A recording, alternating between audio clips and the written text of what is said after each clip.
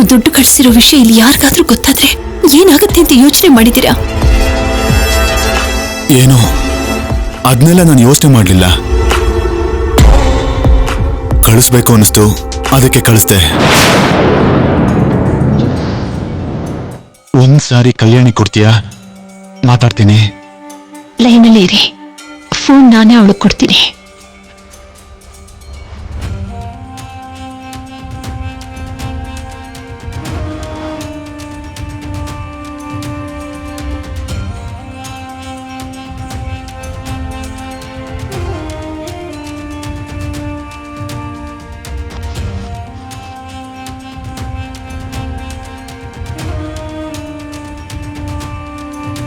ಕಲ್ಯಾಣಿ, ನಿಮ್ ತಂದೆ ಲೈನಲ್ಲಿ ಇದ್ದಾರೆ.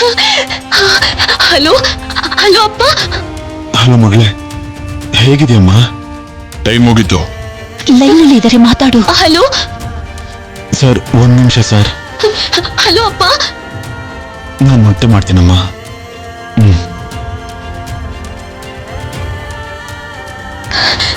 ಕಟ್ಟಾಗಿ ಹೋಯ್ತು. ಫೋನ್ ಮಾಡ್ತಿದ್ದ ಹಾಗೆ ನನಗೆ ತಂದ್ಕೊಡ್ಬೇಕಲ್ವಾ? ನೀನದ್ ಏನ್ ಮಾತಾಡ್ತಿದ್ದೋ ಏನೋ. ಅಂಥದ್ದೇನೂ ಇಲ್ಲ ಕಲ್ಯಾಣಿ, ಫೋನ್ ಮಾಡಿದ ತಕ್ಷಣ ನಿನ್ನ ಹತ್ರ ತಗೊಂಡ್ ಬಂದೆ.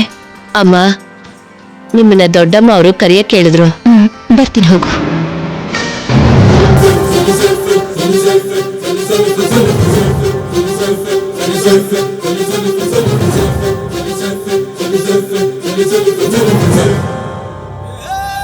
ಅಡ್ರೆಸ್ ಬೆಂಗಳೂರು ಜೈಲ್ ಅಂತ ಇದೆ ಅಮ್ಮ. ಅಜಯ್ ಅನ್ನೋರು ಯಾರಾದ್ರೂ ಜೈಲಲ್ಲಿ ಇದಾರಮ್ಮ?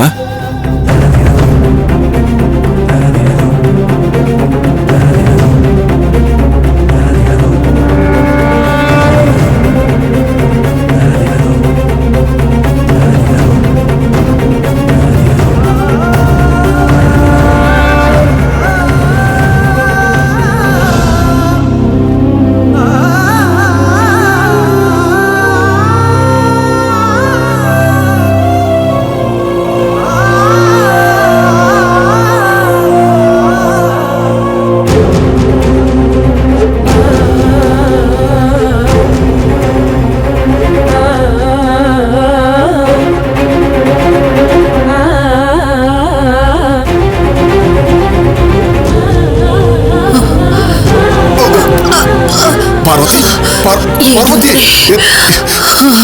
ಪಾರ್ವತಿ, ಏನ್ ಪಾರ್ವತಿ, ಏನಾಯ್ತು ಪಾರ್ವತಿ? ಹುಷಾರಿಲ್ವಾ? ಬಾ ಬಾ, ನಡಿ ನಿಧಾನವಾಗಿ.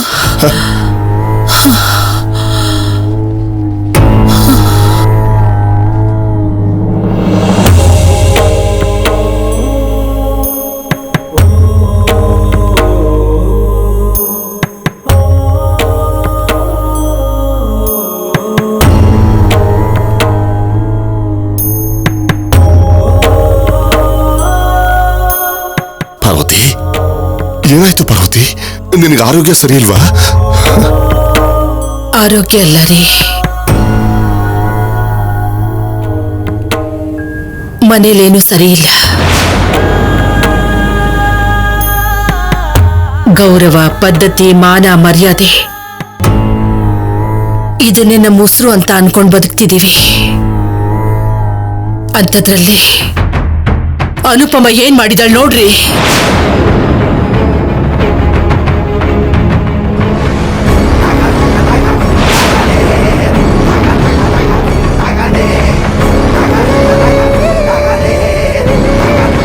ಅಜಯ್ ಜೈಲಲ್ಲಿದ್ದಾನೆ ಅಂತ ಪಾರ್ವತಿ ಗೊತ್ತಾಯ್ತಾ?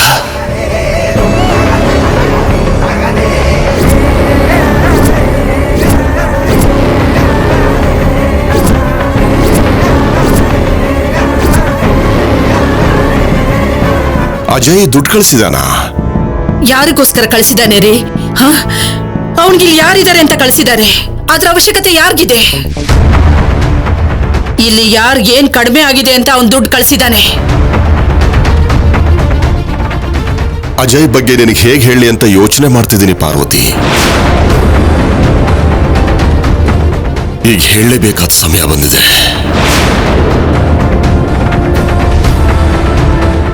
ಈ ಮನಿ ಆರ್ಡರ್ ಬಗ್ಗೆ ಮಾತ್ರ ಅಲ್ಲ, ಅವನು ಮಾಡಿರೋ ಅಪರಾಧಕ್ಕೆ ಅವನು ಇವತ್ತು ಜೈಲಲ್ಲಿ. ನಿಲ್ಸಿ,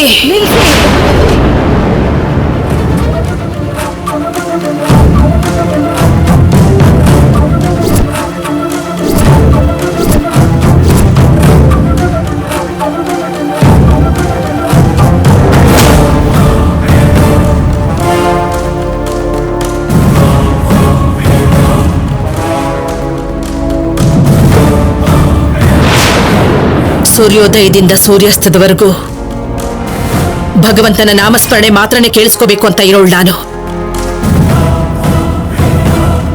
ಯಾವುದು ಕೇಳಬಾರ್ದು ಅಂತಿದ್ನೋ, ಯಾವುದನ್ನ ನೋಡಬಾರ್ದು ಅಂತ ಇದ್ನೋ, ಅದೇ ಇವತ್ತು ಕಣ್ಣು ಕುಕ್ಕೋ ಹಾಗೆ ಕಣ್ಣು ಮುಂದೆ ಕಾಣ್ತಾ ಇದ್ರೆ ಸಹಿಸ್ಕೊಳಕ್ಕಾಗ್ತಿಲ್ಲ ನನ್ಗೆ. ಎಲ್ಲಿಂದನೋ ದುಡ್ಡು ಬಂದಿದೆ, ಆದ್ರೆ ಅದನ್ನ ಕಳಿಸಿರೋನ ಹೆಸರನ್ನ ಮಾತ್ರ ಯಾರು ನನ್ ಮುಂದೆ ಹೇಳ್ಬಾರ್ದು.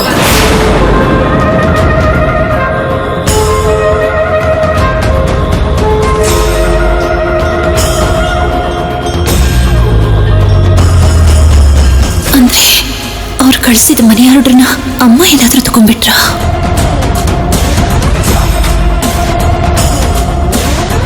ಅನುಪಮ, ಏನಿದು?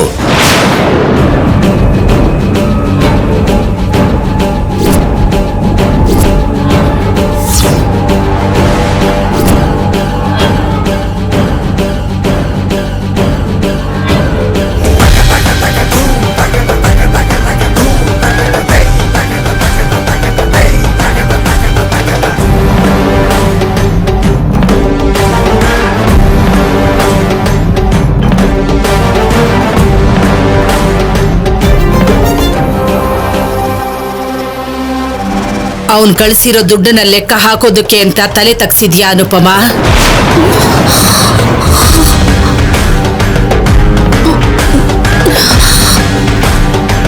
ನಿನ್ನನ್ನ ನನ್ನ ಪ್ರಾಣಕ್ಕಿಂತ ಹೆಚ್ಚಾಗಿ ನೋಡ್ಕೊಂಡೆ.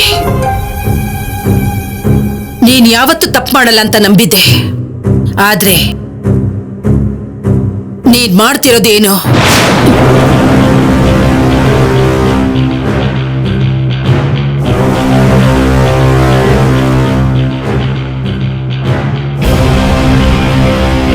ನಮ್ಗೊಬ್ಬ ಮಗ ಇದ್ದಾನೆ ಅನ್ನೋ ವಿಷಯನ ನಾವ್ ಯಾವತ್ತೂ ಮರ್ತು ಹೋಗಿದ್ದೀವಿ. ನಿನ್ಗೆ ಅವಾಗವಾಗ ಖಂಡಿತ ನೆನ್ಪಾಗ್ತಾನೆ.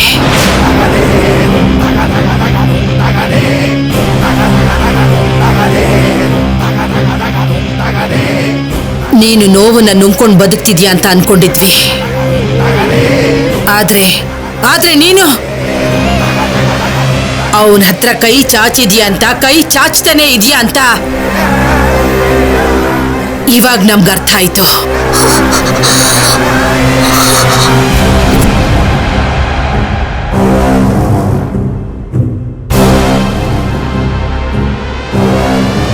ಅನುಪಮ, ನಿನಗ್ ನಾವೇನ್ ಕಮ್ಮಿ ಮಾಡಿದ್ವಿ? ಯಾಕ ಅವನ್ ದುಡ್ಡಿಗೋಸ್ಕರ ಆಸೆ ಪಟ್ಟೆ?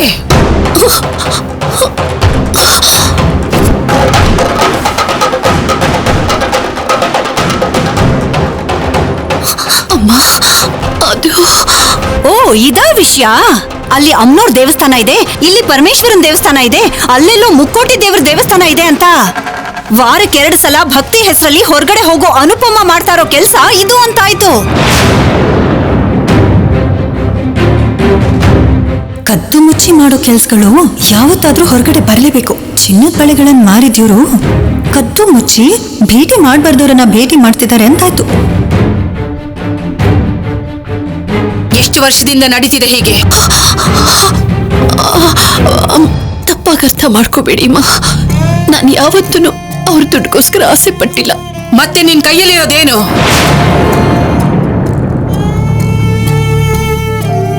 ಅವಾಗ ಯಾವಾಗ್ಲೂ ಅವನ್ ದುಡ್ಡು ಕಳ್ಸಿದ್ರೆ ನಿನ್ನ ಭಿಕ್ಷೆ ನನಗ್ ಬೇಕಾಗಿಲ್ಲ ಅಂತ ವಾಪಸ್ ಕಳಿಸ್ತವಳು ನೀನು. ಮತ್ತೆ ಇಷ್ಟು ವರ್ಷಗಳಾದ್ಮೇಲೆ ಏನ್ ಅಗತ್ಯ ಇತ್ತು ನಿನಗೆ? ಏನ್ ಅಗತ್ಯ ಇತ್ತು?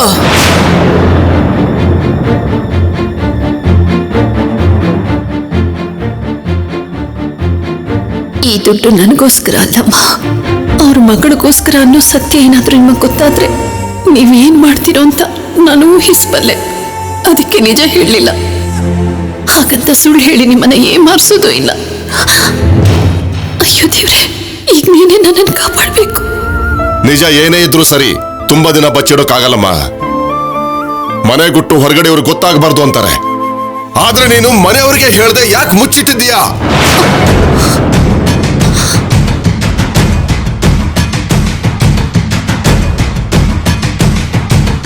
ಅಷ್ಟಕ್ಕೂ ನಿನಗೆ ದುಡ್ಡಿನ ಅಗತ್ಯ ಏನಿತ್ತು? ಅವನ್ ಯಾಕೆ ಕಳಿಸ್ದ? ಯಾಕೆ ನಮ್ಮನ್ ಕೇಳಿದ್ರೆ ನಾವು ಕೊಡ್ತಾ ಇರ್ಲಿಲ್ವಾ? ನಮ್ಮನ್ ಕೇಳೋ ಅಗತ್ಯ ಇಲ್ವೇನೋ ಅಪ್ಪ, ಅದಕ್ಕೆ ನಮ್ಮನ್ ಕೇಳಿಲ್ಲ.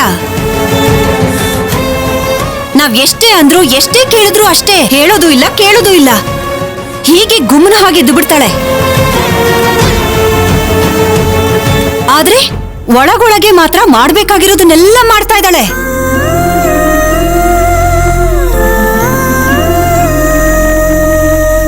ತಿಳಿದಿರೋರು ಸುಮ್ನೆ ಹೇಳಲ್ಲಪ್ಪ. ಮಳ್ಳಿ ಮಳ್ಳಿ ಮಂಚಕ್ಕೆ ಎಷ್ಟ್ ಕಾಲು ಅಂದ್ರೆ 3 ಮತ್ತೊಂದು ಅಂದ್ರಂತೆ ಇವಳಂತವ್ರು.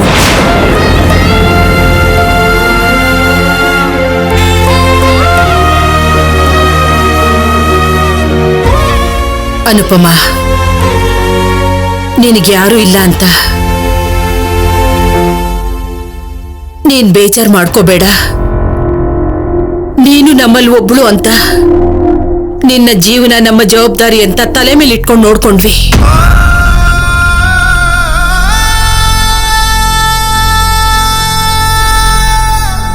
ಆದ್ರೆ ನೀನು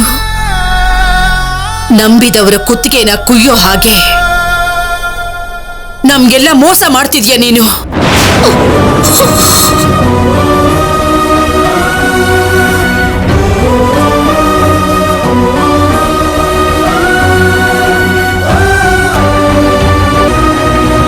ಅವಳೇನು ಮಾಡಿಲ್ಲ.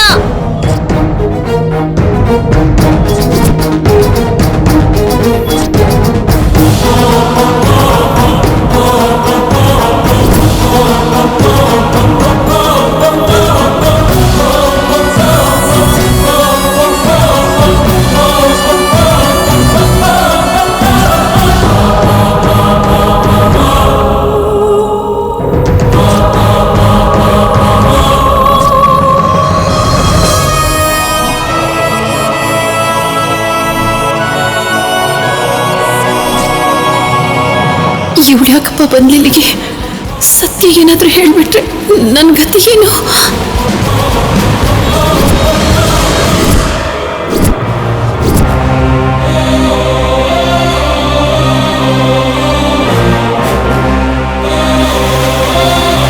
ಬೆಕ್ಕಿಗೆ ಬಾಲ ಸಾಕ್ಷಿ ಅನ್ನೋ ಹಾಗೆ ಇವಳು ತಪ್ಪು ಮಾಡಿಲ್ಲ ಅಂತ ನೀನ್ ಹೇಗೆ ಹೇಳ್ತೀಯಾ? ನಮ್ಮ ಅಮ್ಮನ ತಿಥಿ ಕಾರ್ಯಕ್ಕೋಸ್ಕರ ನನ್ನ ಹತ್ರ ಇದ್ದಿದ್ದ ದುಡ್ಡು ಸಾಕಾಗ್ಲಿಲ್ಲ ಅಂತ ನಾನೇ ಅನುಪಮ ಬಳೆಗಳನ್ನ ಮಾರ್ಬಿಟ್ಟೆ.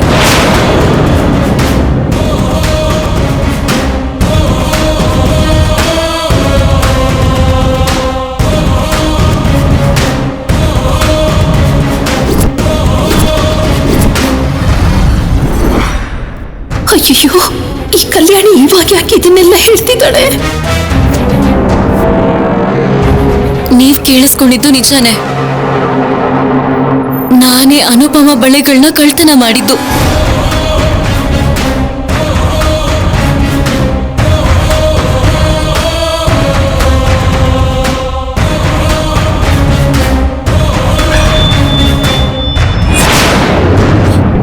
ಆದ್ರೆ ನಾನ್ ಕಳ್ತನ ಮಾಡಿದ್ದು ನಮ್ಮಮ್ಮನ ಆತ್ಮಕ್ಕೆ ಶಾಂತಿ ಸಿಗೋದಕ್ಕೆ, ತಿಥಿ ಕಾರ್ಯ ಮಾಡಿಸೋದಕ್ಕೆ.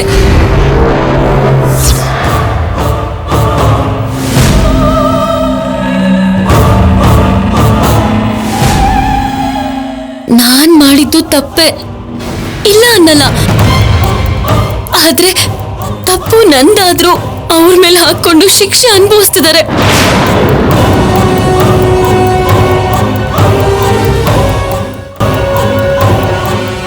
ಅದ್ ನನಗಿಷ್ಟ ಆಗ್ಲಿಲ್ಲ.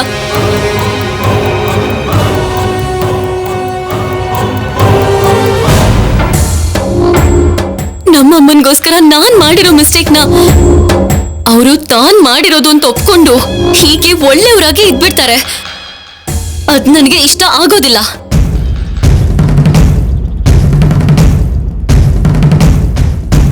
ಅದಕ್ಕೆ ನೀವು ಅನುಪಮಗೆ ಏನ್ ಶಿಕ್ಷೆ ಕೊಟ್ರೋ ಅದನ್ನ ನನಗ್ ಕೊಡಿ. ಮೈಯೆಲ್ಲ ಉರಿಯೋ ಗುಂಟೂರ್ ಮೆಣಸಿನ್ಕಾಯಿನ ಕುಟ್ಟಿ ಪುಡಿ ಮಾಡು ಅಂತ ಹೇಳಿದೀವಿ. ಈಗ ನೀನ್ ಆ ಕೆಲಸ ಮಾಡ್ತೀಯಾ? ಅಷ್ಟೇ ಅಲ್ವಾ? ಆ ಕೆಲಸ ಮಾತ್ರ ಅಲ್ಲ, ಯಾವ ಕೆಲಸ ಬೇಕಾದ್ರೂ ಮಾಡ್ತೀನಿ. ಚಾಕ್ಲೇಟ್ ತಿಂದಷ್ಟು ಸುಲಭ ಅಲ್ಲ. ಬಿಸ್ಲಲ್ಲಿ ನಿಂತ್ಕೊಂಡು ಕುಟ್ಟುತ್ತಿದ್ರೆ ಮೈಯಲ್ಲೆಲ್ಲ ಉರಿ ಶುರುವಾಗತ್ತೆ. ಕಲ್ಯಾಣಿ, ನಿನ್ ಕೈಲಿ ಮಾಡೋಕ್ಕಾಗಲ್ಲ. ಕೆಲವ್ರನ್ನ ನೋಡ್ತಾ ಇದ್ರೆ ನನ್ ಮೈ ಉರಿತಾನೆ ಇರತ್ತೆ. ಹೊಸ್ದಾಗ್ ನನಗ್ ಯಾರು ಹೇಳೋದ್ ಬೇಕಾಗಿಲ್ಲ.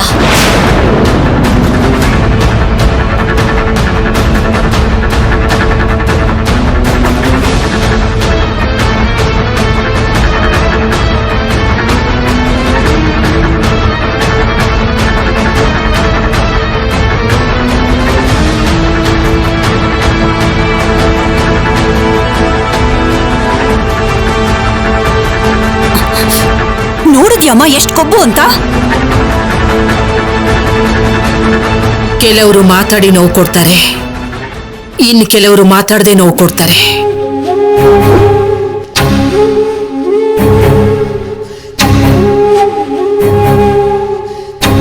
ಸ್ವಲ್ಪ ಹೊತ್ತು ನನ್ನ ಒಂಟಿಯಾಗಿ ಬಿಟ್ಬಿಡಿ. ಪಾರ್ವತಿ, ಪರವಾಗಿಲ್ಲ ರೀ, ನಾನೇನ್ ಬಿದ್ದು ಹೋಗಲ್ಲ.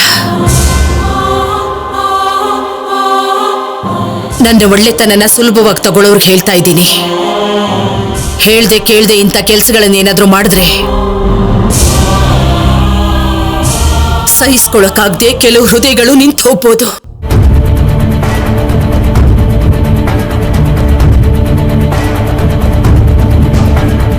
ನನ್ನನ್ನು ಸ್ವಲ್ಪ ಹೊತ್ತು ಒಂಟಿಯಾಗಿರೋದಕ್ಕೆ ಬಿಟ್ಬಿಡಿ.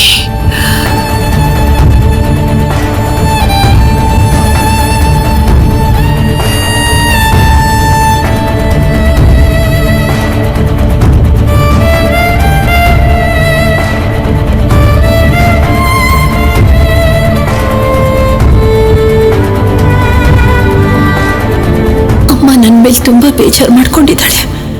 ಕ್ಷಮಿಸು ಅಂತ ಹೋಗಿ ಅವಳನ್ನ ಕೇಳ್ಕೋಬೇಕು.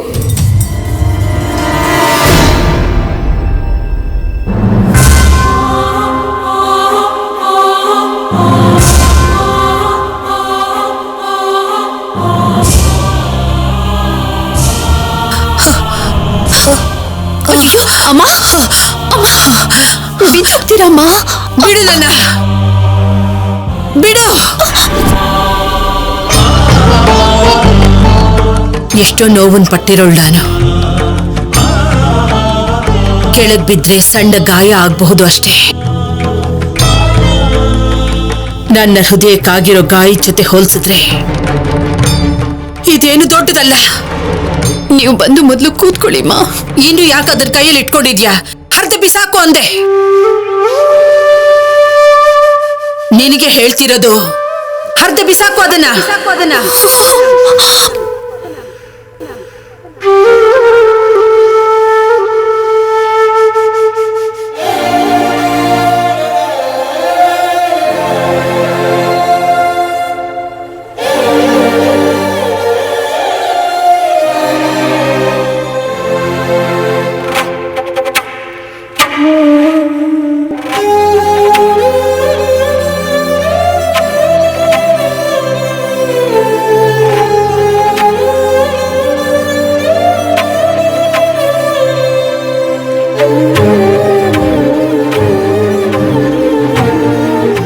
ಅಜಯ್ ಅನ್ನೋ ಹೆಸರು ನನಗೆ ಕೇಳಿಸ್ಬಾರ್ದು, ಕಾಣಿಸ್ಬಾರ್ದು. ಅವನ್ ಬಗ್ಗೆ ಮಾತಾಡಬಾರ್ದು ಅಂತ ನಿನಗೆ ತುಂಬಾ ಸಲ ಹೇಳಿದ್ದೀನಿ ನಾನು. ಆದ್ರೆ ದುಡ್ಡುಗೋಸ್ಕರ ನನ್ನ ಮಾತು ಅಂದ್ರೆ ನಿನ್ಗೆ ಮರ್ಯಾದೆನೇ ಇಲ್ದಂಗಾಯ್ತು. ಇಷ್ಟ ಆಗ್ಲಿಲ್ಲ ನನಗೆ. ನಿನ್ಮೇಲೆ ಕೂಡ ಕೋಪ ಬಂದಿದೆ ನನ್ಗೆ. ಹೋಗ ಆ ಕಡೆ. ಅಜಯ್ ಒಬ್ಬ ದುಷ್ಟ. ಅವನ್ ಗಾಳಿ ಕೂಡ ಈ ಮನೆಗೆ ಹೋಗ್ಬಾರ್ದು. ಅಜ್ಜಿ, ನೀವು ನನ್ನ ಜೊತೆ ಬನ್ನಿ. ಬಿಡು ಶೌರ್ಯ, ನನ್ನನ್ನು ಒಂಟಿಯಾಗಿರೋದಕ್ಕೆ ಬಿಟ್ಬಿಡು.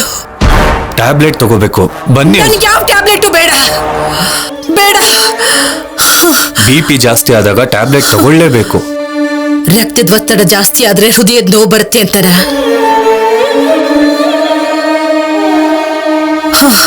ಅಜಯ್ ಅವನೊಬ್ಬ ದುಷ್ಟ.